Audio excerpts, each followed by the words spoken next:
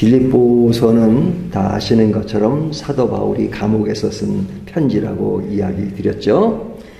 빌립보서의 내용을 보면 굉장히 서니까 편지로 된 글이지만 교리적인 것이 있으면서도 상당히 실천적인 내용들이 많습니다. 그 실천적이라고 하는 것은 사도 바울이 감옥에 있으면서도 빌립보 교회가 바로 잘 서기 위해서 굉장히 애쓰는, 그러니까 밖에 있으면서 목회하는 그 목회자의 마음을 가지고 있습니다. 그래서 이 빌립보서를 보면 이 빌립보 교인들이 신앙의 공동체 안에서 바른 태도와 바른 자세로 주님을 믿으면서 교회 운영을 잘 하기를 바라는 것이죠.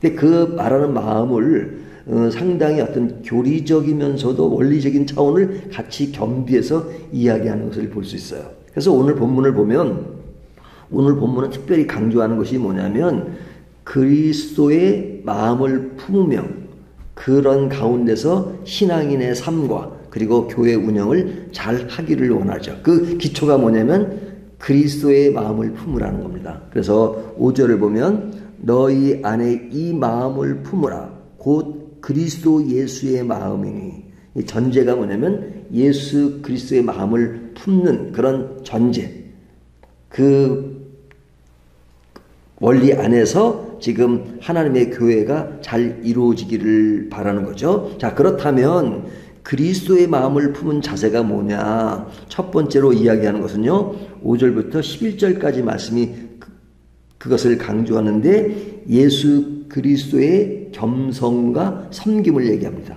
겸손과 섬김. 그 겸손은 뭐냐? 예수님은 하나님의 본체시지만 실제로 자기의 신적 권리를 포기하고 종의 형체로 낮아지셨다 하는 것이죠. 그것이 뭐예요? 십자가의 달리심이죠. 예수님이 십자가에 달리시기 위해서 하나님이시지만 인간으로 오셔서 인간의 입장에서 죄인이 아니시지만 죄인을 대표해서 십자가에 못 박히시는 그런 모습. 그러니까 하나님이 인간이 되셨다는 것은 굉장히 큰 변화죠. 이것은 인간으로 비유를 하면 인간이 뭐 구더기가 된다. 그러면 이거는 상상도 할 수 없는 것이잖아요. 하나님이 인간이 되셔서 인간의 입장에서 죄인이 아니신데 죄인으로서 십자가에 달리신 그것을 다른 각도에서 보면 굉장히 큰 겸손이라고 하는 거죠. 그런 겸손을 가지고 우리 인간을 섬겨주신 거잖아요. 그래서 인간을 구원하신 것. 그러니까 그런 하나님의 아들 예수님께서 보이신 것처럼 빌립보 교인들도 너희도 그런 그리스도의 마음을 품으라. 그 마음의 내용은 겸손과 섬김이다 이거죠. 이것이 그리스도의 마음이다. 근데 이제 사람들은 이렇게 겸손보다는 자꾸 올라가려고 그러죠. 그리고 군림하려고 그러죠. 그리고 지배하려고 하죠. 그리고 나를 높이려고 하죠.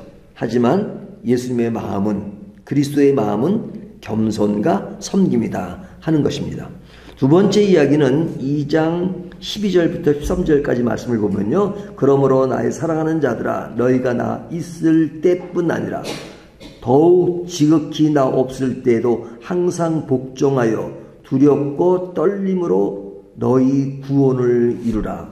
여기 보면 너희 구원을 이루라. 그 사도 바울이 있을 때가 아닌 지금은 떨어져 있잖아요. 그럴지라도 너희가 항상 너희 구원을 이루는데 그 구원을 어떻게 이루느냐? 두렵고 떨림으로 이루라. 두렵고 떨림으로 이루라 하는 것이죠. 그러니까 우리의 구원이라고 하는 것은 능동적이에요? 수동적이에요? 수동적이죠.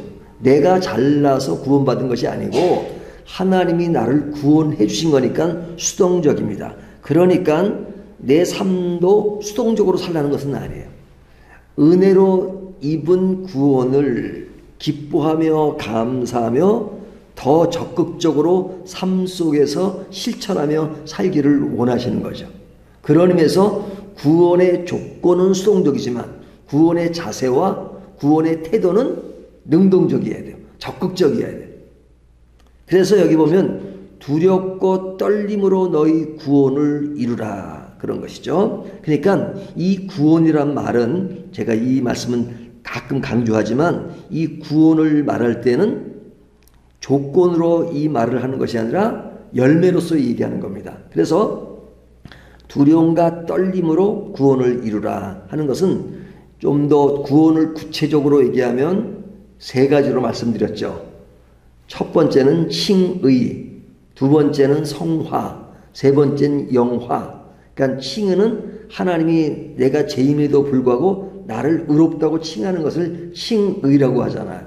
그래서 구원이란 말을 할 때는 이 세 가지 의미가 각각 쓰일 때도 있고 이것이 종합적으로 쓰일 때가 있어요. 그래서 우리는 성경을 읽을 때 구원이란 말을 읽을 때 이것이 칭의를 얘기하는 건가, 이것이 성화를 이야기하는 건가, 이것이 영화를 이야기하는 것을 잘 구분을 해야 됩니다.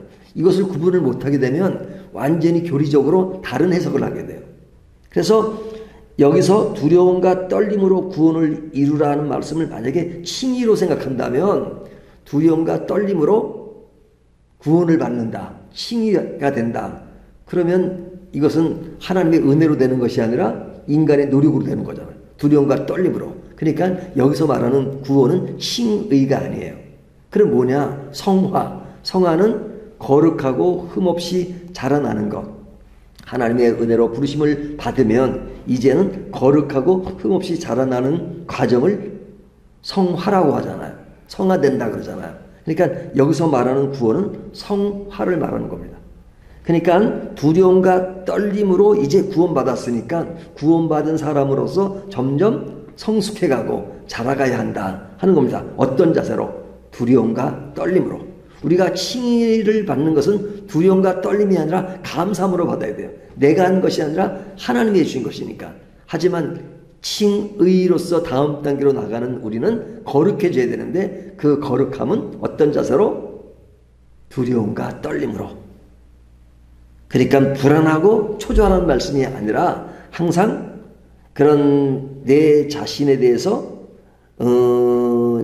그런 잘못된 것을 드러내지 않고, 그러니까 우리가 죄를 안 질 수가 없잖아요. 하지만 나는 죄를 져서는 안 된다라고 하는 그런 각오를 가지고 있어야죠. 그럼에도 죄를 짓지만 그런 각오를 가지고 내가 죄를 지면 지옥 가는 것은 아니지만 그러나 그런 마음 자세, 그것이 두려움과 떨림으로 하나님의 은혜를 가볍게 여기는 것이 아니라 남용하는 것이 아니라 그렇게 경건하게 하면서 살아가는 것, 이것을 이야기합니다. 그러니까 빌립보 교인들에게 사도 바울은 구원의 그 은혜를 강조하면서도 그것이 수동적인 영역에 국한하지 말고 더 능동적으로, 더 적극적으로 하나님의 복음을 전파하고 그리고 그들이 신앙으로 잘 서기를 바라는 것이죠. 이것이 그리스도의 마음입니다. 그 다음에 나오는 14절과 16절 말씀을 보면 여기는 모든 일을 원망과 시비 없이 하라고 공고하죠. 이것이 공동체 안에서는 원망, 시비 이런 것이 늘 있는 것이잖아요. 그러니까 이런 것이 없이 하라. 그것은 공동체 내의 조화, 평화를 유지하고 신앙인이 세상에서 빛으로 나타나도록 하는 태도를 강조하는 것이죠. 우리가 하나님께 구원을 받았으면, 은혜로 받았으면 그 은혜를 공동체 안에서 더욱더 세상으로 나갈 수 있는 그 빛으로 이렇게 하는 것. 그러니까 이 구원은 단순히 교리로서만 머무르는 것이 아니라 생명의 삶으로, 실천으로 나가기를 원하는 것이죠. 이런 적극성을 빌립보서가 이야기합니다. 그러면서 17절부터 마지막 절까지는 사도 바울이 실제 자기의 예를 들어서 설명하는 거죠. 그것이 뭐냐면 자신은 희생을 기쁨으로 받아들이며 이 일을 하고 있다. 그러니까 참 그런 모습이 뭐냐면 사도 바울이 지금 감옥에 있으면 빨리 나를 풀려나게 해줘. 그런데 보통 사람들은 관심이 많지만 감옥에 있으면서도 빌립보 교회를 생각하면서 내가 감옥에 있는 것이 무슨 잘못을 해서 들어간 게 아니잖아요. 복음을 전파하다 들어간 거잖아요. 그 복음 전파하는 것에 내가 감옥에 갈지언정. 그리고 빌립보서 안에는 교회 안에는 사도 바울이 감옥에 있으니까 그가 진정한 사도라면 어떻게 감옥에 있을 수 있느냐라고 아주 부정적으로 보는 사람도 있었단 말이죠. 하지만 그런 오해가 있고 하는 차원에서도 끊임없이 복음 전파에 열정을 가졌던 사도 바울은 내가 희생을 해서라도 그리스도의 복음이 전파되면 나는 그것으로 기쁘다. 내가 드러나고 내가 알려지고 내가 주체가 되는 것이 아니라 그리스도가 주체가 되고 나는 사람들이 알아주지 않고 내가 고난을 받고 어려움을 받는다 할지라도 그런 희생으로 복음이 바로 설 수 있다면 나는 그것으로 감사하고 만족한다 하는 그런 이야기를 하는 것이죠. 그래서 오늘 본문을 보면 사도 바울이 그리스도의 마음을 본받는 자세로서 겸손과 순종과 책임 그리고 희생 이런 것을 통해서 빌립보 교회가 바로 서기를 원하는 것이죠. 그러면 바울이 이런 것을 강조하는 그 이유가 무엇이고 동기가 무엇일까? 그것은 뻔하죠. 빌립보 교회 안에 갈등과 분열이 있었습니다. 그 갈등과 분열을 잘 수습하고 그리고 그 수습에는 어떤 전체적인 그런 노력도 필요하지만 각자가 어떤 구원의 교리 안에서 그리스도의 마음을 본받고 행할 때 그것이 해소될 수 있다는 그런 마음을 가지고 멀리 감옥에 있지만 그런 그 빌립보 교회가 믿음으로 하나 되기를 원하는 그런 동기에서 그런 것들을 그냥 뭐 싸우지 말라 하는 것이 아니라 바로 아주 교리적인 것을 드러내면서 실천적으로 얘기하죠. 그 교리적인 것이 뭐예요? 그리스도를 본받으라 하는 것이죠. 그렇게 될 때 교회도 성숙해질 수 있고 우리 신앙인도 개인적으로 성숙해질 수 있다. 그런 성숙이 모여지면 좀 더 교회 밖으로 나갈 수 있는 거죠. 어떻게? 세상의 빛과 소금으로서. 이런 것이 실제 오늘날에도 잘 이루어질 수 있다면 그것이 이루어지는 밑거름이 바른 복음에 있다 그러면 오늘날 교회가 우리가 세상을 향해서도 굉장히 영향력을 끼칠 수 있을 텐데 어떨 때는 반대로 세상의 교회를 향해서 왜 교회가 이러느냐고 지탄을 받을 때가 참 많잖아요. 그러면 그 지탄을 받는 그 요인이 뭘까? 사실은 많은 걸로 분석할 수 있지만 사실은 가장 원론적인 이야기를 하면 우리가 받은 구원에 대한 그 기쁨, 감사함, 그 속성 그런 것들이 바로 그리스도의 마음을 본받는 데서 출발했느냐 아니면 너무 구원을 남용해서 그냥 나는 이미 구원받았으니까 뭐 어떻게 살아도 관계없어 그냥 나한테 주는 복 뭐 나한테 주어지는 어떤